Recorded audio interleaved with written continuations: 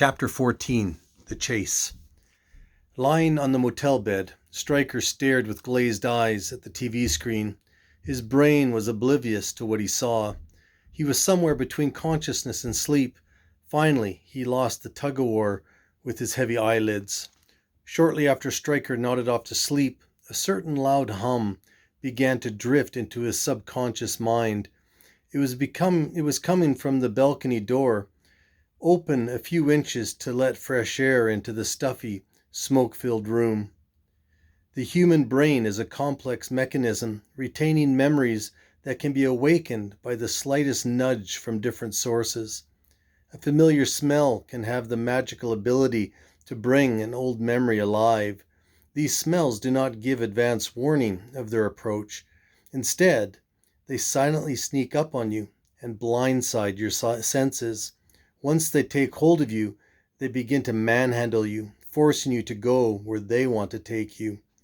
You might have been actively planning out the next move in your day, but these smells have different plans.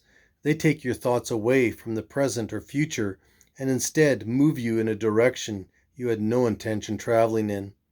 A man may smell a certain perfume that triggers memories that transport him years back in time. It may have been a perfume that a sweetheart wore, or that fragrance subconsciously brings her to mind every time he smells it. Smells do not always automatically call up the pleasant side of one's past. They can also dig up memories a person would rather remain buried. The fragrance of certain flowers can drag a person back to the funeral home where they had to say goodbye to someone they loved deeply. Smells can make a person grin with delight or groan in their inmost soul at great losses they have never truly recovered from. The power of sound can also awaken feelings from the catalog of their experiences. Certain songs may remind one of pleasant or unpleasant events, people, or a period in his or her life. A person may hear a melody that brings him back to the party days of high school, or it may be a sound connected to a recollection of evil that arouses an apprehension or impending danger. The noise began to penetrate Stryker's brain, disturbing his dreams. He frowned and stirred. Suddenly his eyes snapped open with a jolt of recognition. The hard drive in his head began to quickly compute why the sound was so familiar to him. Somehow he knew that sound. It made his heart grow cold and filled him with dread. Then it clicked. His eyes widened with horror. The hairs on his neck immediately stood on end. His skin began to crawl. He sprang from the bed as if it were an ejection seat, both feet landing solidly on the floor. For a moment, he merely stood there, with his legs partially bent and his arms slightly raised, with his palms facing out, looking like he was trying to keep the walls from closing in. His eyes were wide and roving around the room, as if monsters were going to crawl out from under the bed. Quickly he bolted to the balcony and looked into the alley below. He craned his neck towards the far left of the alley where the noise originated. Then he saw it. The yellow truck just as it exited the alley and out of his line of vision.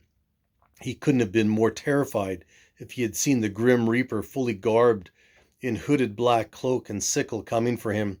Stryker tried to pull himself together. He had to think. He had to make some sort of strategy for escape. But it was too late. Mere seconds after the yellow truck left the alley and turned out of sight, loud pounding exploded on the door. They had come to get him. They were going to hurt him. He didn't have to ask who it was. He knew. If he was going to escape, he had to act now. He climbed over the rail of the balcony. Looking down, he hesitated. The pounding on the door started again, more insistent now. Stryker grasped the balcony rails and lowered his body, hanging from the second-story deck. He heard the door implode into the room and the sound of footsteps pounding towards him. Immediately he released his hold on the rails, just as his eyes caught the identity of the room's intruders, his old buddies. They were now nothing but the hired muscle. The momentary weightlessness was quickly shattered by bone-jarring contact with the asphalt.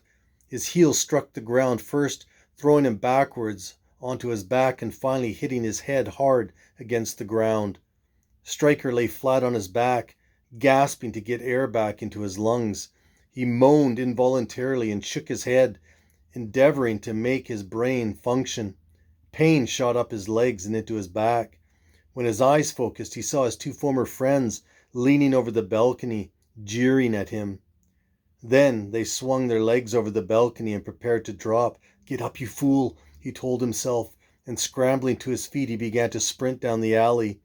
Leaving the alley, Stryker bolted out into the middle of the street and ran for his life. As he looked back over his shoulder, he saw that his pursuers were gaining on him. He needed help. He needed an escape. Then he saw it. A taxicab had just stopped, and a man and woman entered it. The taxi began to slowly pull away. Stryker knew this was no time for politeness. He began to run beside the taxi, screaming, "Help me! Somebody help me! They're going to kill me!" Banging on the cab window, he screamed it again and again. Desperately grabbing the handle, he jerked open the door and threw himself across the laps of the occupants in the back seat.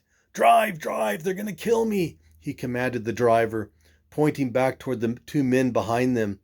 Just as the taxi began to accelerate to pull away from the two enforcers, Stryker's hopes for escape were literally shattered. The taxi abruptly came to a crashing halt as a large yellow truck smashed into its front end. The driver of the truck jumped out and came running to the taxi, handgun leveled at the driver.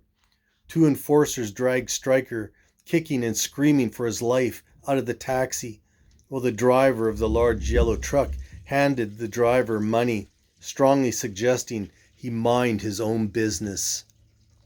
The three occupants of the taxi watched dumbfounded as the young man was carried to the truck and forced inside. The last thing they saw was Stryker's terrified expression and the look of victory on the faces of the enforcers. Mission accomplished.